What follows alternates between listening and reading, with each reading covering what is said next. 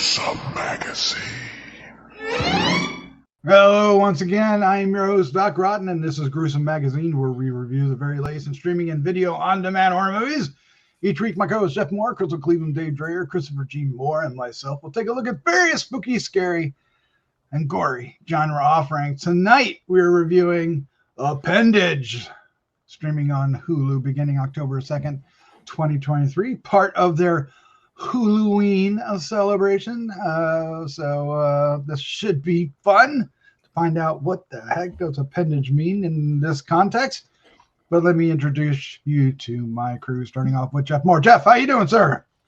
I think I'm doing pretty good. All my appendages are original equipment. That's good to hear. That's really good to hear. Nothing new recently, anyway.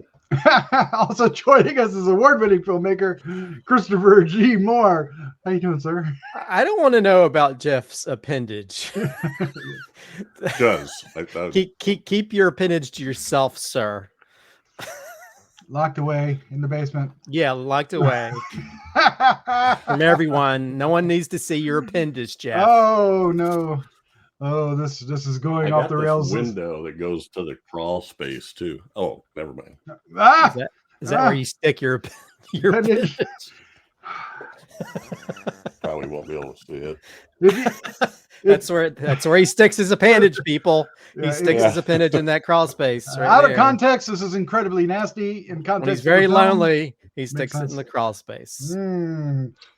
Oh, Christopher.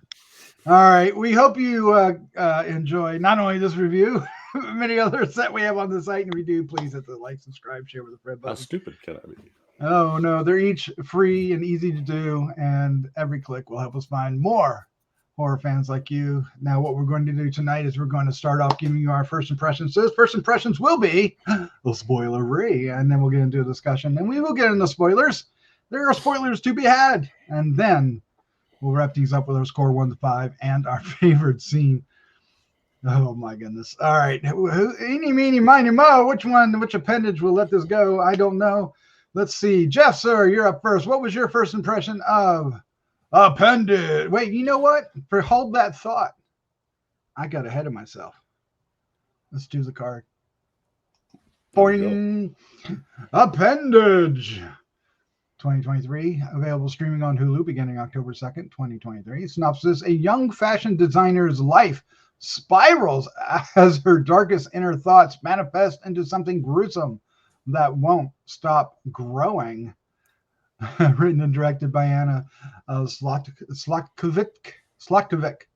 Yes, that's how you say it. The cast includes Emily Hampshire, Hadley Robinson, Deborah Rennard, Brandon Mychal Smith. I like how that's spelled.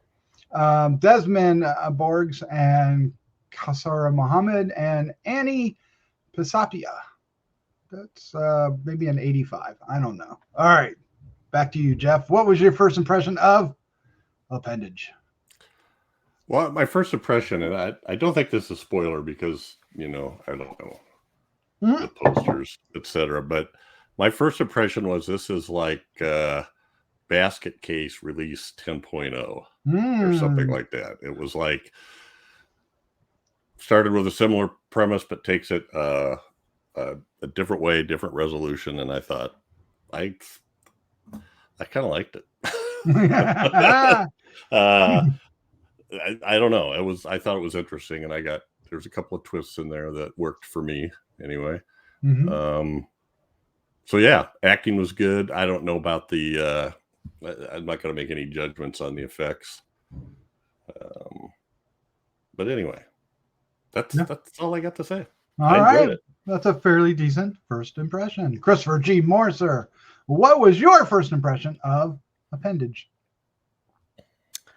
This film is like David Cronenberg meets Charles Band. With a hint of Devil Wears Prada. Nice. But it's not as good as any of those things I just mentioned. It's okay. I think it's interesting. It has some interesting ideas. I see what it's shooting for. But I was bored by most of it. Oh no. I didn't think the characters, a lot of the dialogue was not I don't know if it was the actors, the dialogue, or both.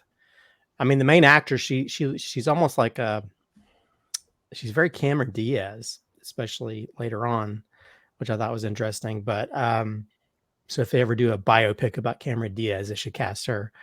But yeah, I just found it to be very. I couldn't connect with it at all. I was very disconnected because I think well, you kind of showed it in your card, but there is an appendage that's a monster that you have this thing that's shot like very stylish, polished movies, and then you have this hand puppet monster that feels in a different movie. It felt like it walked off a Charles Band, a Full Moon production, and from the 80s, and it just feels so I kept expecting, I was like, when we first see it, I'm like, is this supposed to be a comedy? But no, they're trying to do it straight. The character's even talking almost like the slime bolorama creature.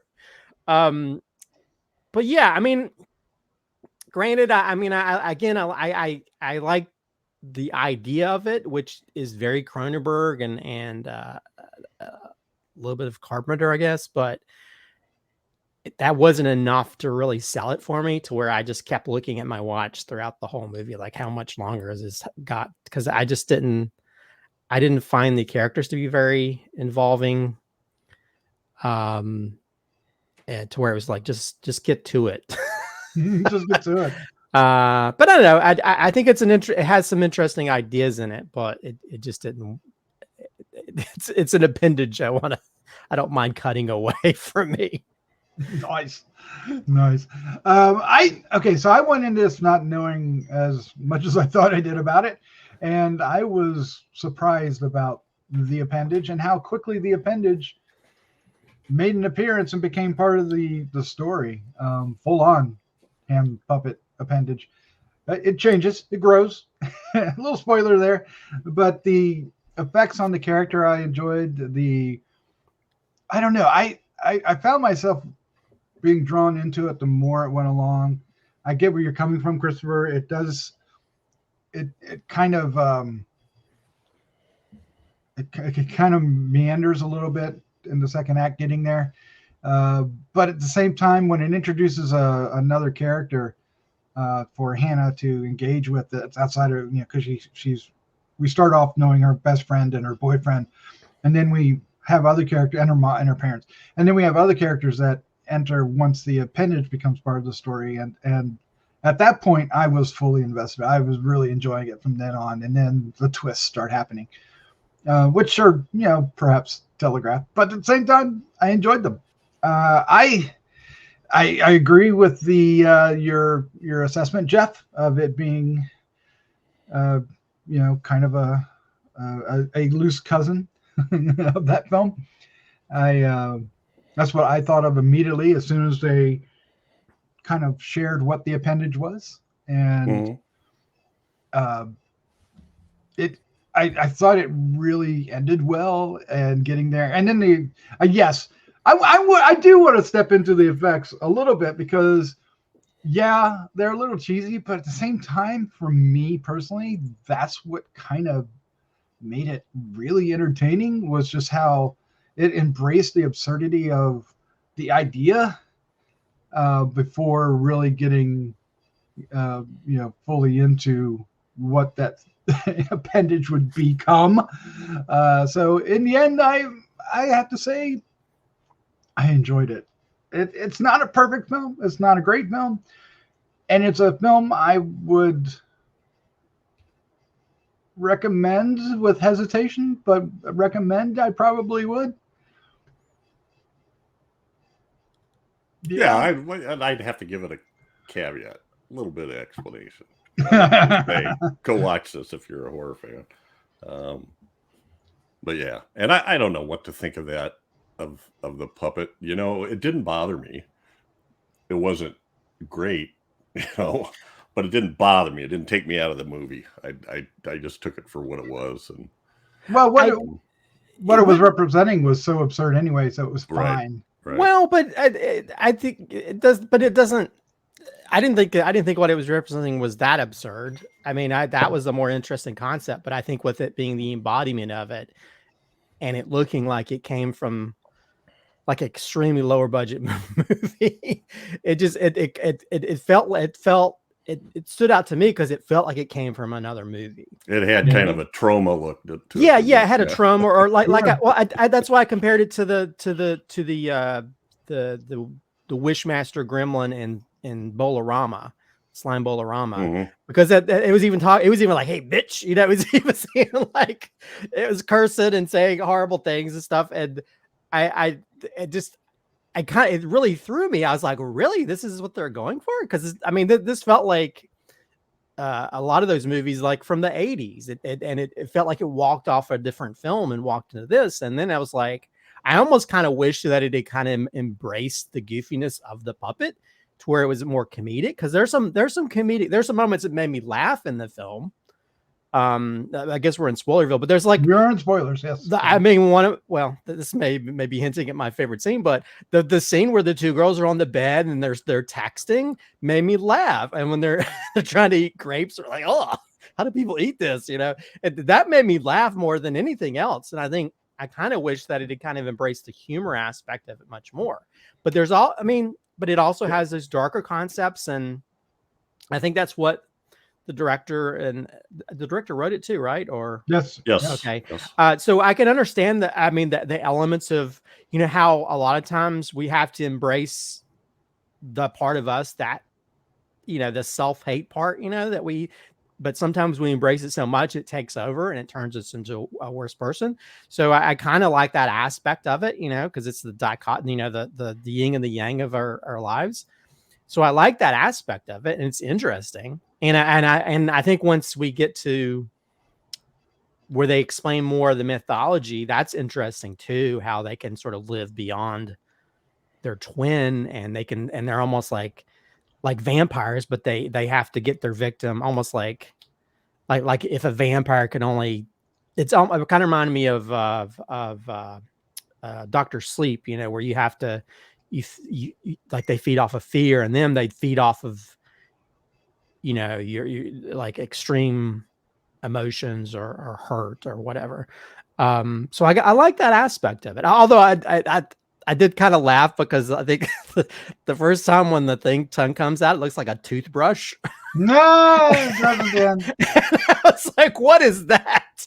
And I didn't like the effects of the twinge where she hugs her. It looked, I mean, I don't know, something about the goofiness of the effects. Just again, it felt like it was from a different movie. It felt like it was from some indie cheesy film from the 80s, and it kind of threw me because it shot almost like Devil Wears Prada to some degree, even though it's definitely not that level of acting. Especially the teacher guy is horrible, but it's just a very character, those type of characters. But yeah, I don't know. I was like, I was embracing the cheese as someone who loves 80s horror films. I kind of wish that we'd gotten the movie that those creatures are from as opposed to this movie, because I wasn't feeling a lot of the issues. I was not drawn into a lot of the stuff. It was more annoying than anything else. Yeah, the film could have been a lot slimier.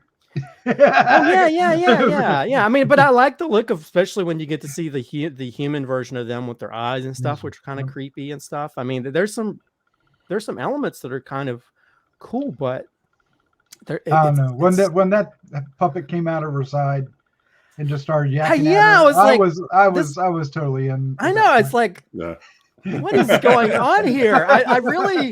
I thought, well, maybe this is like a nightmare scene and she's imagining it or whatever. But you didn't know at first, right? Yeah, you didn't know. Yeah, this is the real thing. This is this sort of shit talking puppet.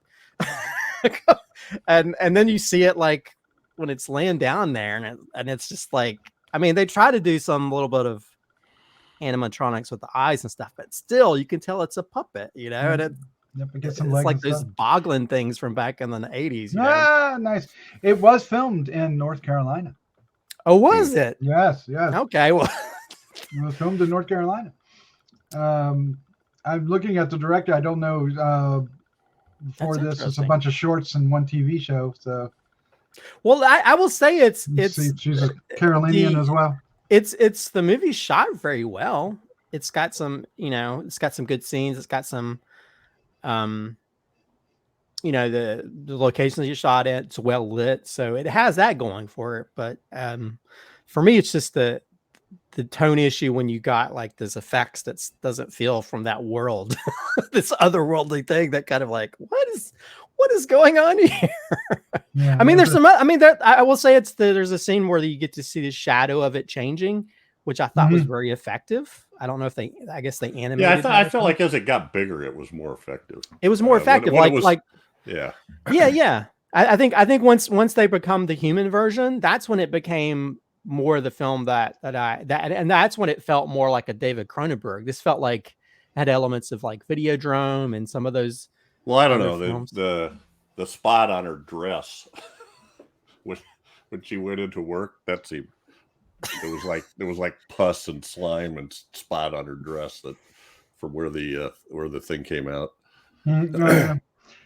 Yeah, that was kind of Cronenberg. There was a lot of Cronenberg stuff going on. Well, that's what I'm saying. That I think when you get to the human parts of it, it's very Cronenberg, Yeah. And I think also when you have a lot of his films, people in like Crash or in these other things where you embrace these certain elements of your life, even when the villains do that too. I mean, I knew something was off with the girl who wanted to be your friend. I was like, something's off with this. I kind of saw that coming. Well, yeah, and she had a perfect. I thought she was really good because she had. She was great. She had that touch of. It looks like there's something a little creepy going on inside your head, but you're saying all the right things and smiling and stuff like that. So, yeah. And I thought Hadley Robinson was good too, and I thought Kausar Mohammed, the friend Esther, was. I don't think I had any of the problems with the cast. I was like, the entire cast. Was well, strong. I think I'm with you guys. I think the writing and direction and the acting was good, and I like the idea because it really is there's really a deeper thing to what was going on with this character, Hannah, in terms of her sort of being quashed and tense and anxiety ridden by the way her mom raised her, apparently. And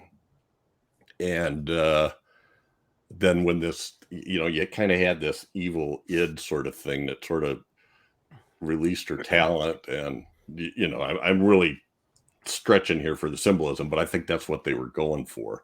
And then at one point finally figures out, she has that meeting with her mom where she just, kind of tells her off and the mom just goes, oh, okay. Which is a little too easy, but didn't buy it for a minute. Anyway, the idea that she does go through this kind of arc where she frees her creative side and her I forget what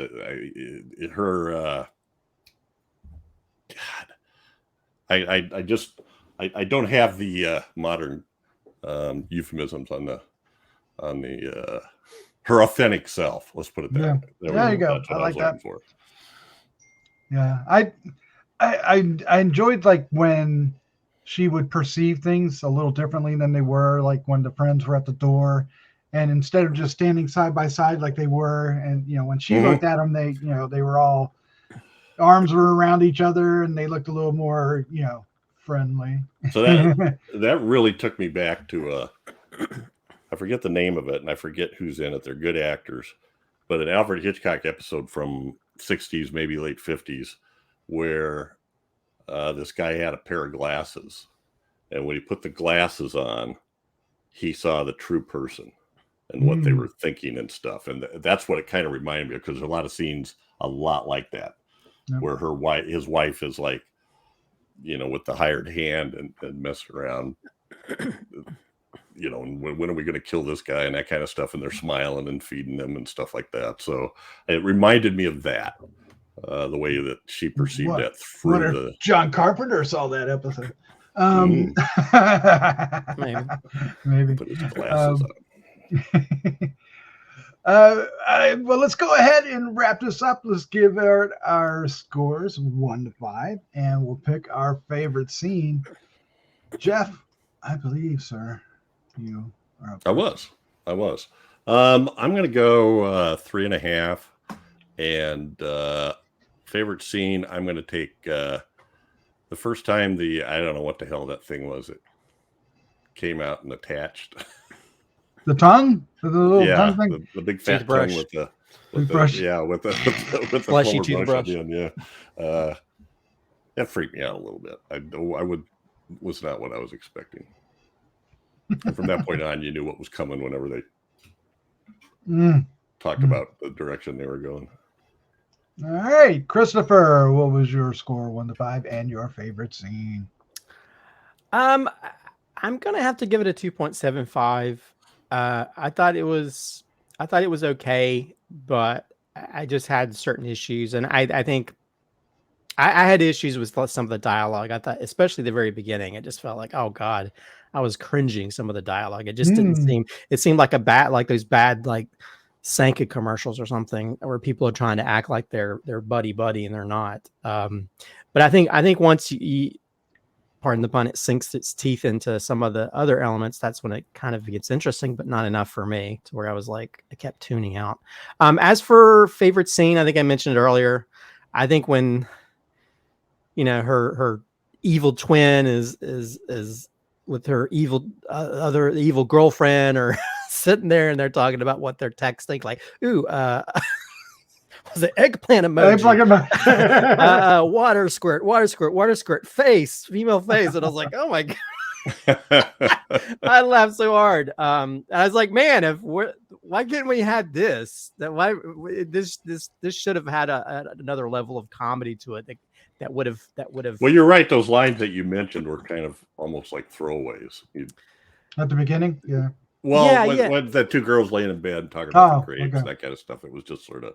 Yeah, but I think I kind of wish the rest of the film was on that level of comedy, because then it would have made the introduction of monster puppet. It would have been much more tolerable for me. Yeah, maybe a little bit more tonally. Set the tone a little more. Yeah, totally in line. Yeah, because it does kind of bounce along with tones, but. In the end, I enjoyed it. But I was going to give it a 3.25. So, but I could be coerced into 3.5 pretty easily, and I could be bullied back down to a 3 as easily as well. But a 3.25 is where I want to stand. To me, it's a perfectly fine Huluween entry. If you have Hulu and you want to see something kind of in the zone for the Halloween season, I think it's a perfect fit. It's fine. It's especially if you want to see some silly monster for a bit. But it does the monster. Well, anyway, I'll shut up. My favorite scene. I'm gonna go when they walked in and the evil twin has got the boyfriend by the back of the head, and the other two girls walk in and they're like, look! They're just the whole reaction to it, and the whole thing about what was going on, because it was all disgusting. And then they take the scissors out, right? Yeah, I laughed at that. I'm not sure she's going for like a meat cleaver or something, Yeah. It's like I expected like an axe or something. Like there might have been like a hallway axe or something. Well, given her profession, scissors make sense. Well, that's true. That's true too. Although there you go. It was a little too easy for her to break into her own apartment. Just saying. Well, she knew the way. She knew how. But I also liked the scene when they went back to the support group and we learned the twist. Oh, that was great, because then when they have all their eyes. Right. And they have that one guy in the chair. And that's probably the most straight up horrific element of it, because everything else is kind of, there's a tongue in the cheek somewhere, but maybe not always as prevalent as you want it to be. But it's there. And I was expecting Jeff to really like the pod people aspect of it, because it does have a pod people kind of feel to it. It does. Especially when they start getting more and more human like. Pod people want to. I should have mentioned that, but yeah, they weren't who they thought they were. Nope. who she thought they were. All right, well, there you go. That's our review of Appendage. It is streaming now on Hulu, so check it out and leave your comments down below.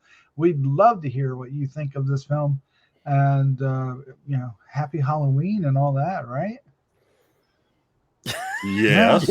Yeah, it's October. Kind of jump in on that. It'll be Octoberween. Octoberween. The whole month.